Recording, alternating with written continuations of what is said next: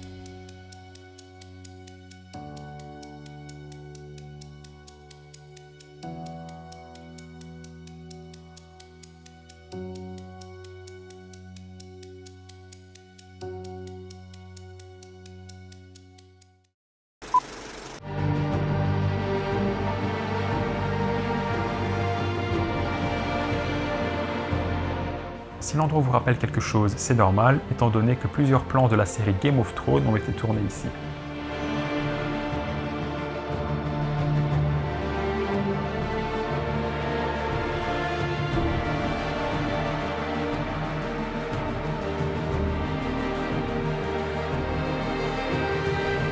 Ainsi qu'ici à Thingvellir.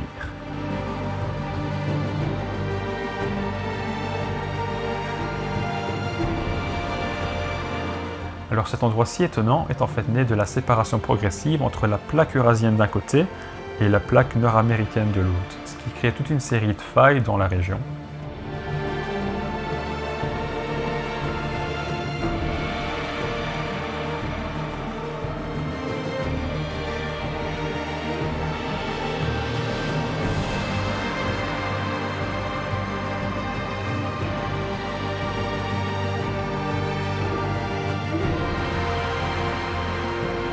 Cette activité au niveau des plaques tectoniques est aussi la cause d'événements impressionnants.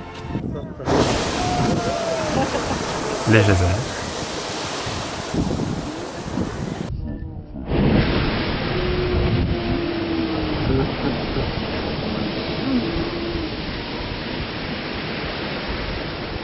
Ce geyser-ci, il s'appelle Geysir, et oui, c'est de là que vient le nom. Perspicace. Et Merspi répare. Mais il ne projette de l'eau plus que quelques fois par jour, au contraire du Strokour. Un geyser est en fait un trou très profond rempli d'eau qui est chauffé par l'activité volcanique. Et en descendant le long de cette colonne d'eau, la pression va augmenter, étant donné qu'il y a toute l'eau qui se trouve au-dessus qui vient appuyer sur l'eau plus bas. Et cette pression élevée vient augmenter la température d'ébullition. Alors vous allez sûrement me dire que l'eau bout à 100 degrés, et vous auriez totalement raison. Mais ça, c'est uniquement valable à pression atmosphérique. Ici, on se situe en profondeur et donc à une pression plus élevée, ce qui fait que ça augmente la température d'ébullition. Et donc on peut se retrouver à une profondeur telle, avec une pression telle, que la température d'ébullition sera par exemple de 200 degrés.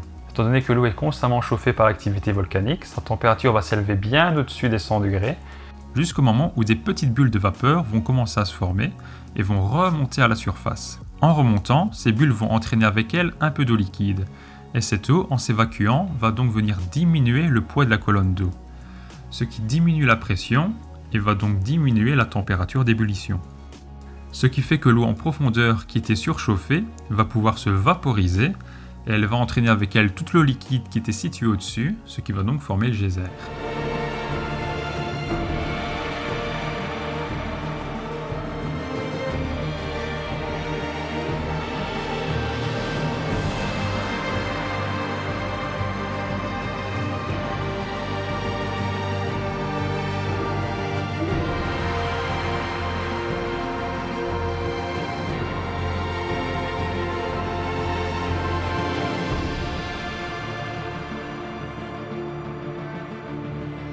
Cette activité volcanique est pas mal utilisée en Islande pour fabriquer de l'électricité ou plus simplement pour chauffer des piscines.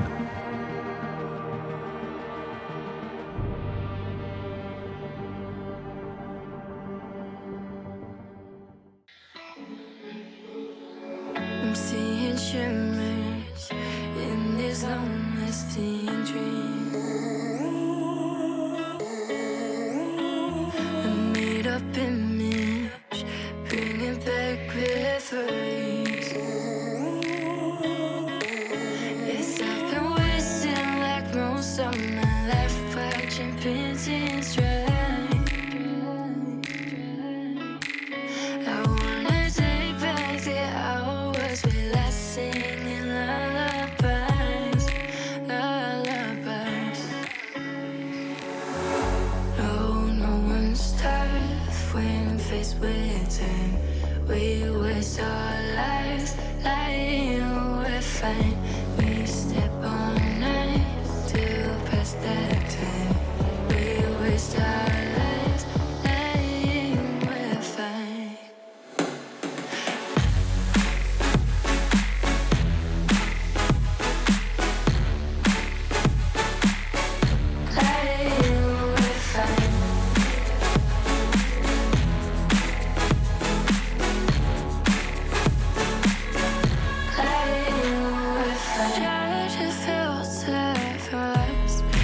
Ouais, faudra pas tout traîner si l'eau monte encore. We're stuck in thrillers, wishing for remedies.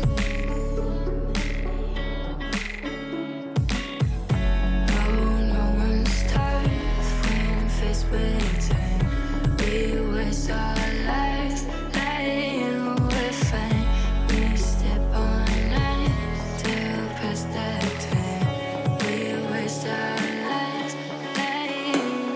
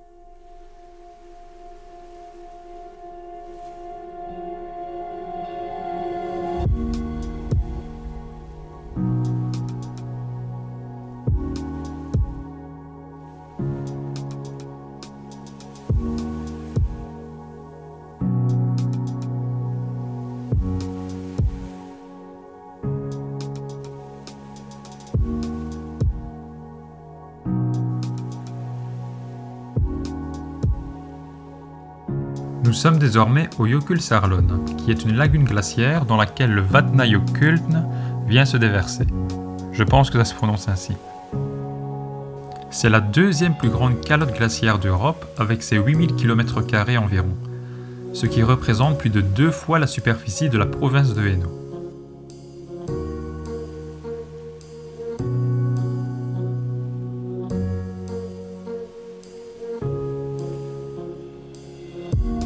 Et si on se rapproche un peu, voilà, on peut découvrir une grotte de glace. Elle n'est accessible qu'en hiver, étant donné qu'elle est formée par l'écoulement des eaux de fonte en été, et est donc sous eau à cette période-là. All of these lines, you see all of these lines? This is ash from the volcanoes. So it was snow, then the eruption, and more snow.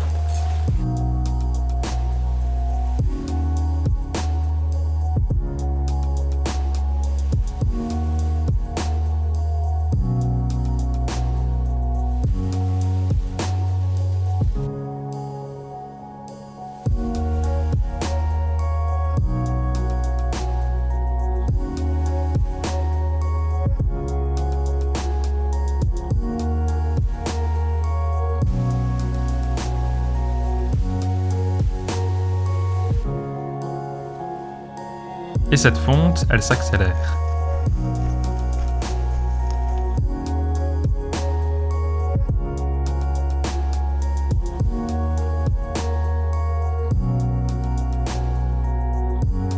Je vous présente une langue glaciaire du Vatnajökull, le Falljökull, voilà, dont le nom signifie cascade de glace.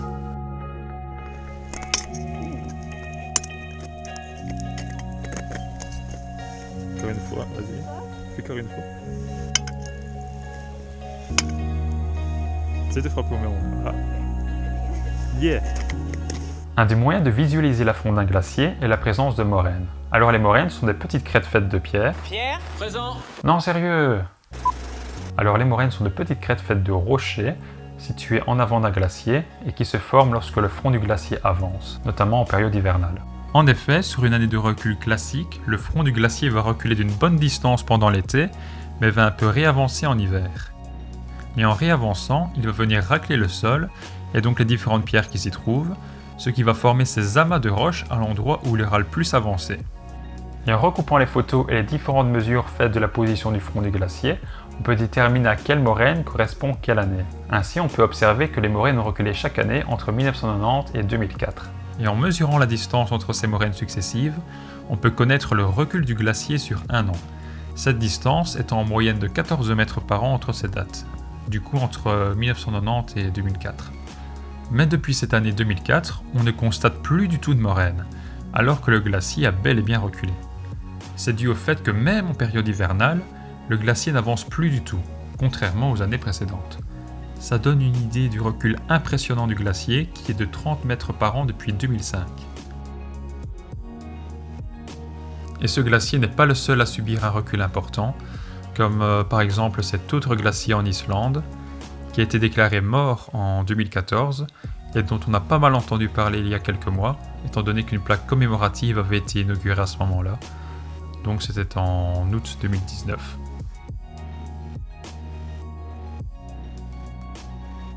Et il a été estimé que chaque année, dans le monde, on perd 3 fois l'équivalent du volume total de glace stocké dans l'ensemble des Alpes.